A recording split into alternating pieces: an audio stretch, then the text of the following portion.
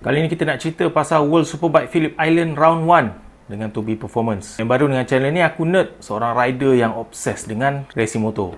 Tahun ni sebenarnya kita dah boleh agak Nicolo Bulega mesti boleh dominate World Superbike. Tahun lepas cuma dia je yang boleh cabar toprak dekat depan. Selalunya dua orang rider ni jauh daripada rider-rider lain. Lepas tu tahun ni toprak pula tak ada. Jadi siapa je lah yang boleh challenge kedudukan dia kat depan? Memang ada rider-rider baru daripada MotoGP, macam Miguel Oliveira, macam Jake Dixon. Tapi adalah sebab diorang ni disingkirkan daripada MotoGP masuk ke World Superbike. Performance diorang dekat World Superbike ni masih kena evaluate dulu. Baru je masuk rookie dalam World Superbike. Lepas tu Ducati pula pakai V4R Generation 7 yang terbaru sekali. Standard pun on paper motor ni dah lagi power daripada Superbike-Superbike yang lain. Apatah lagi bila dibuat spek World Superbike. Ciri-ciri dia pun berbanding dengan Superbike lain updated jauh lebih baik. Dia ada aero yang baru yang diderive daripada MotoGP. Winglet mungkin Superbike lain dah ada, tapi Ducati V4R ni ialah satu-satunya Superbike yang dah ada side pod. Aero dekat bahagian tepi tu untuk downforce masa tengah ambil corner. Jadi jentera V4R baru ni pun dah jauh lebih superior daripada Superbike pesaing dia. Tambahkan lagi pula dengan Bulega yang berada pada liga dia tersendiri. Memang dah dijangkakan Bulega boleh menang mudah. Dan tahun ni kalau tak ada masalah besar, confirm lah dia jadi World Champion World Superbike. Jadi kalau kita tengok dekat result ni, race 1, race 2, race 3, V4R ni banyak dekat depan. Kedudukan podium tu bolehlah dikatakan hampir pasti semuanya confirm Ducati punya, kecuali ada benda-benda yang kelainan sikit. Contohnya macam dekat race 2 hujan, jadi dia anomaly sikit. Bila hujan, skill rider tu lebih memainkan peranan. Jadi tempat nombor 1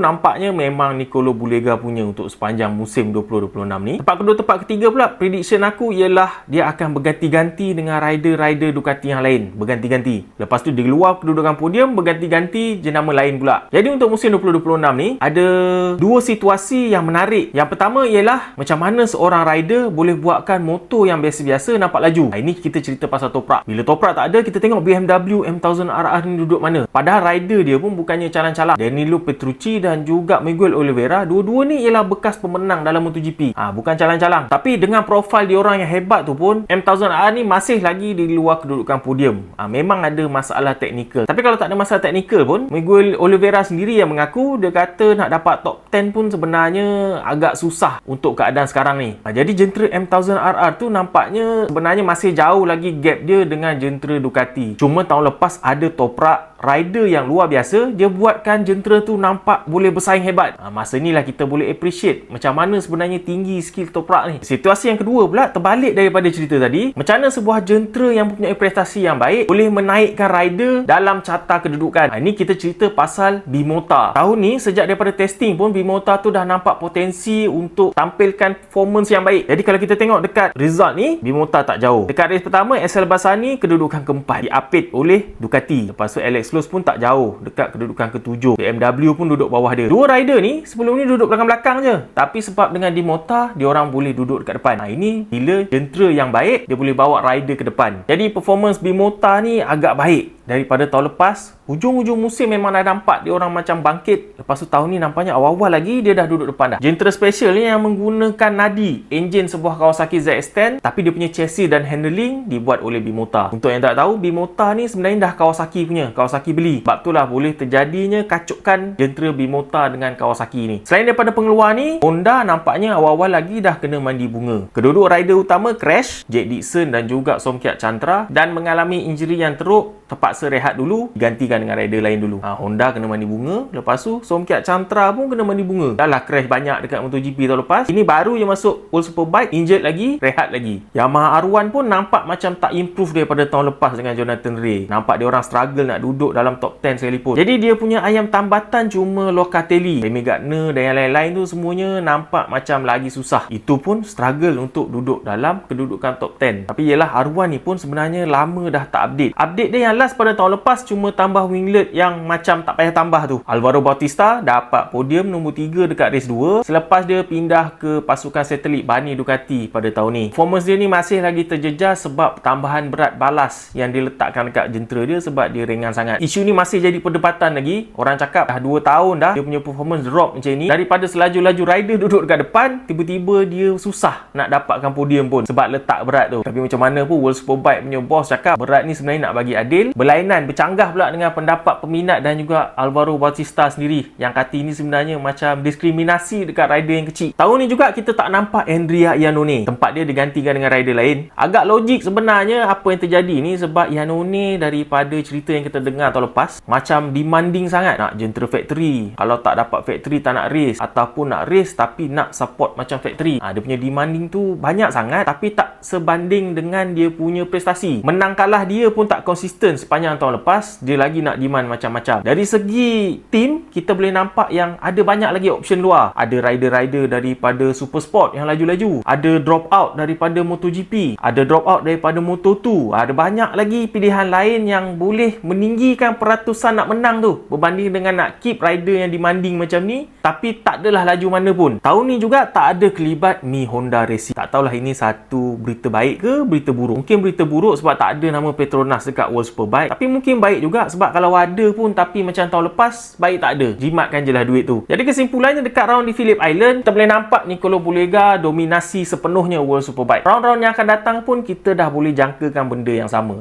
Ulang balik apa yang aku cakap tadi awal-awal. Tahun lepas kita tengok dia dengan Toprak, diorang ni jauh dekat depan berbanding dengan rider-rider lain.